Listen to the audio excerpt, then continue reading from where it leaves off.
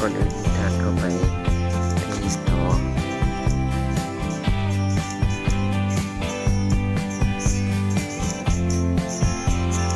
หลังจากเข้ามาเป็นจริงๆแล้วทางติ๊กเข้าไปในเพจค้นหาบรรดาแล้ววิ่งเข้ามาลาวคีย์บอร์ดมันจะปรากฏติ๊กเข้าไปติ๊กเข้าตัวใดก็ได้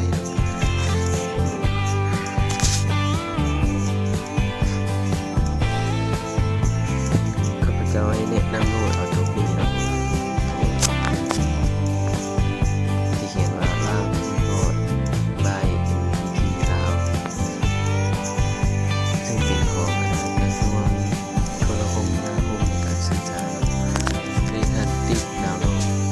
แต่ข้าพเจ้าไม่ได้โหลดข้าพเจ้าโหลดได้แล้วหลังจากที่ดาวน์โหลดแล้วก็ให้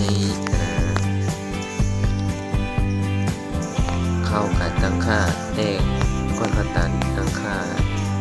สำหรับฟังค่าเนาะกับเบิ่งค้นหาอยู่เมนูมันก็บ่มีเนาะเพราะว่าแอปพลิเคชันภาษาบางแอปมันจะบ่ปรากฏที่ในเมนูเพราะว่ามันจะอยู่ในการตั้งค่าเลยให้ท่านมาเปิดนำใส่เนาะและจะได้เข้าไปตั้งค่าเรียนเข้ามาเปิดทันทีตัวนี้เนาะตัวนี้ภาษาในการเปิดข้อมูลติ๊กเข้าไปและเขาจะเห็นจังซี่เนาะถ้าเราโหลดไปจะมีตัวนี้ที่เขียนว่าลาวคีย์บอร์ดในหลังจากนั้นในการพิมพ์เข้าไปเป็นพิมพ์ปัจจุบันจริงๆจะมีสีนำให้ทางเลือกออกไปเลย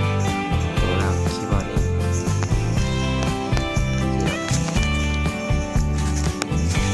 ทดสอบ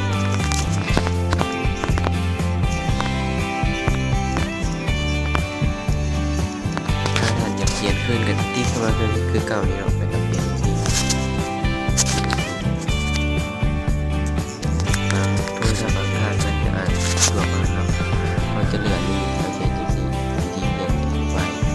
แล้วติ๊กเท่านี้นะครับมันจะเขียนนี